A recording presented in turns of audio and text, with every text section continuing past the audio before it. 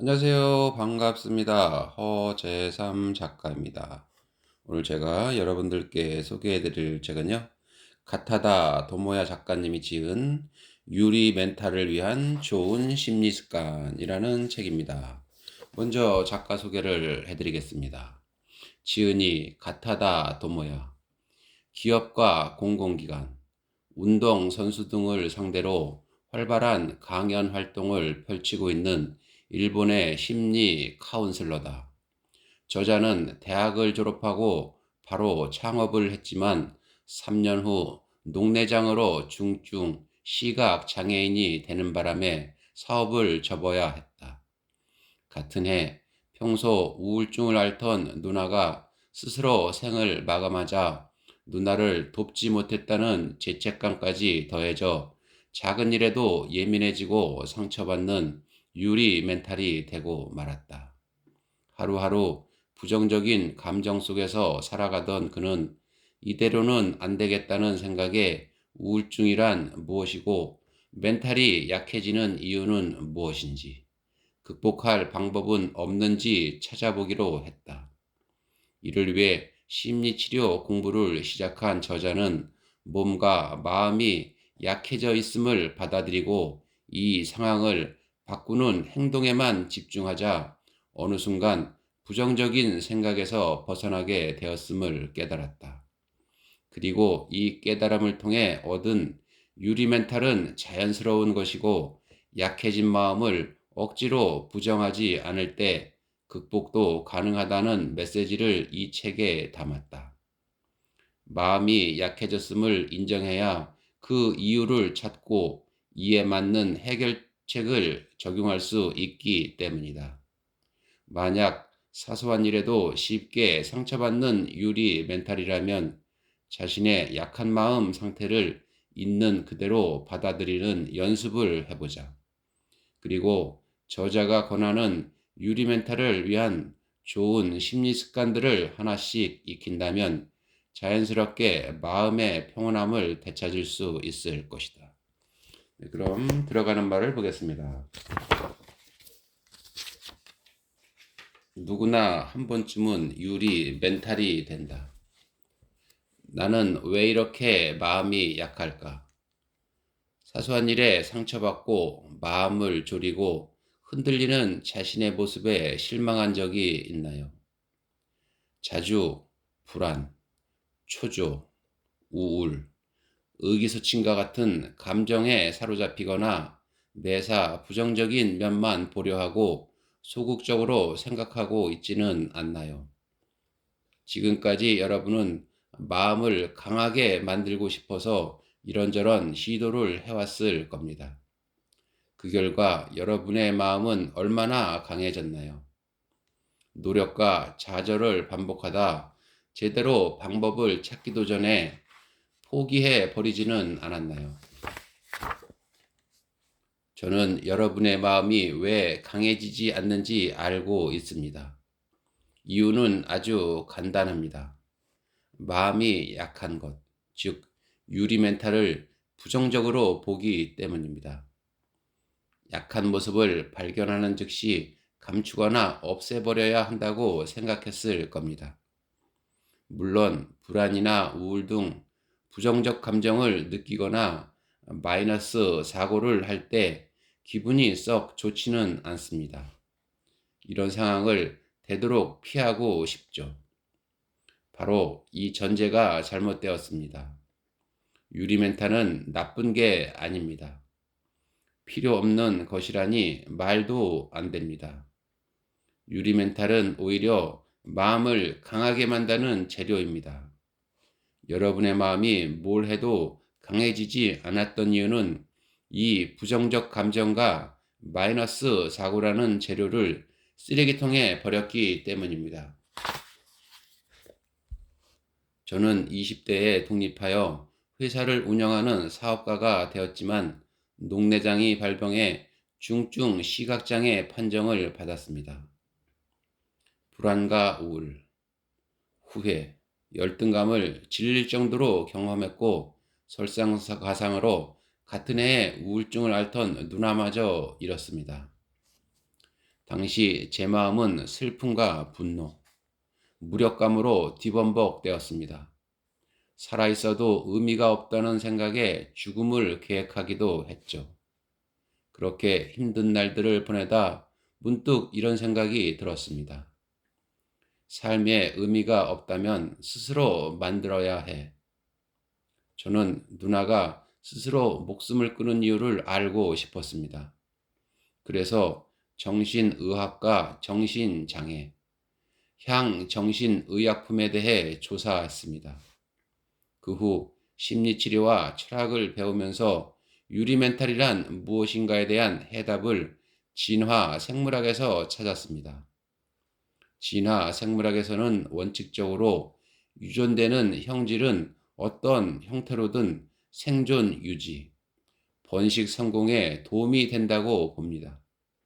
다시 말해 우리가 불안해하거나 낙담하는 데는 다 의미가 있다는 뜻입니다. 여러분은 아직 그 의미를 알지 못하는 것뿐입니다.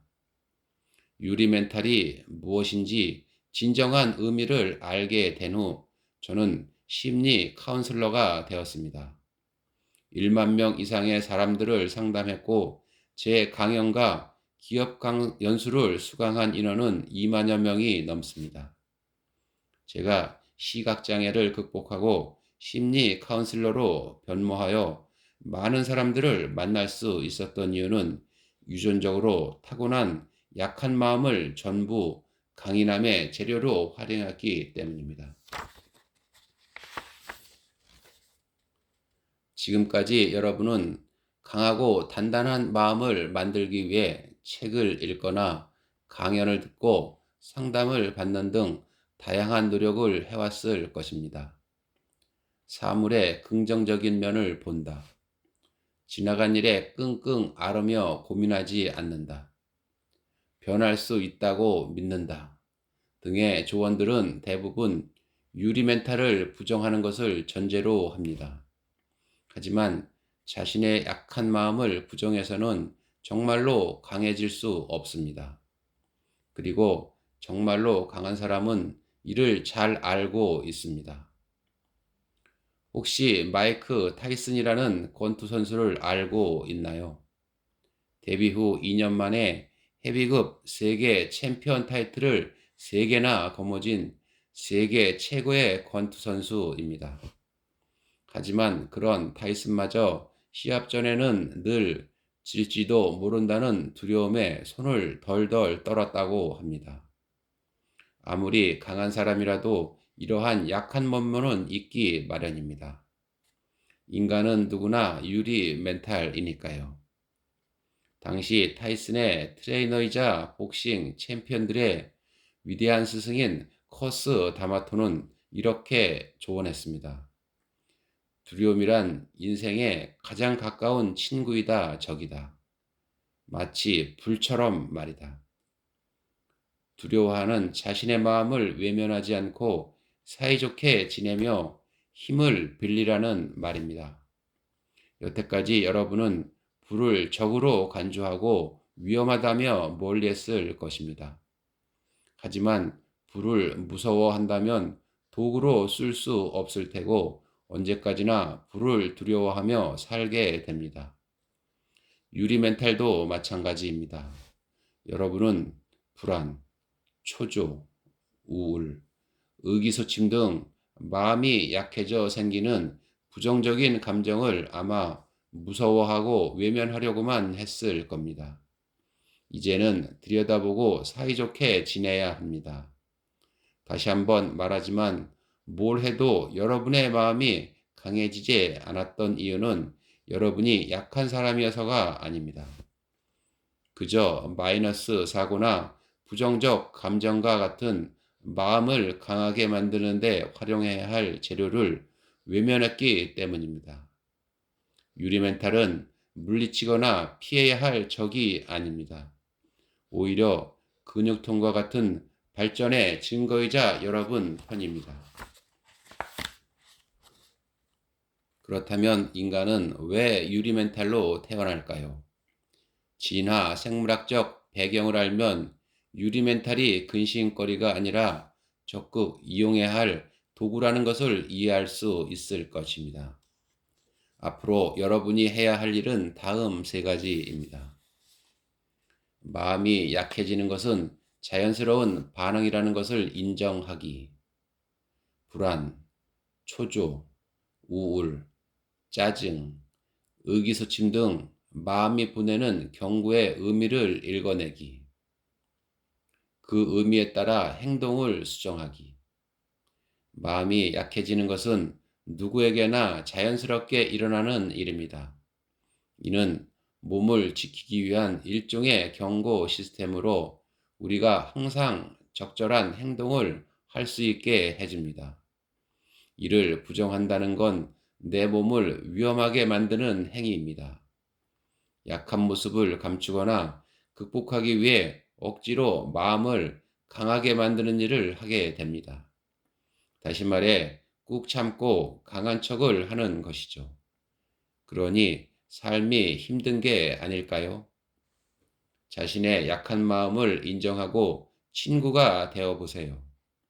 친구가 보내는 신호를 읽고 그에 따라 차근차근 행동을 바꿔간다면 자연스럽게 마음이 단단하고 강해질 것입니다. 과연 내가 해낼 수 있을까? 지금 마음이 불안한가요? 괜찮습니다. 여러분이 느끼는 불안은 자연스러운 반응입니다. 감추거나 무시하거나 얼렁뚱땅 넘어가려고 하지 않아도 됩니다. 이제부터 알려줄 내용을 이해하고 실천한다면 여러분은 분명 강해질 것입니다. 네, 그럼 목차를 한번 보겠습니다. 1장 불안한 마음의 원인을 찾는 연습. 2장 약해진 마음을 인정하는 연습. 3장 강한 척하며 마음을 괴롭히지 않는 연습. 4장 부정적인 감정을 유리하게 사용하는 연습. 5장 마음의 신호를 따라 행동하는 연습. 6장 마음 근육을 단단하게 만드는 관계 연습. 그럼 본문으로 한번 들어가 보겠습니다. 제1장 불안한 마음의 원인을 찾는 연습. 마음이 원래 약한 사람은 없다. 이 세상에 마음이 약한 사람은 없다고 생각합니다. 하지만 마음이 약해져 있는 사람은 아주 많습니다. 과연 무슨 말일까요? 사실 마음이 강하다, 마음이 약하다는 표현 자체가 이상한 것입니다. 알기 쉽게 예를 들어보겠습니다.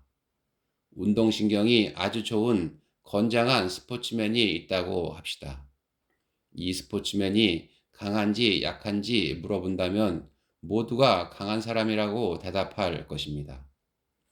그런 강한 사람이 감기에 걸리면 어떻게 될까요? 열이 38도가 넘으면 몸이 생각대로 움직이지 않습니다. 일어서는 것은 물론이고 몸을 가누는 것조차 힘듭니다. 그렇다면 이 스포츠맨은 몸이 약한 사람일까요? 물론 아닙니다. 몸이 약한 사람이 아니라 잠시 몸이 약해져 있는 사람입니다.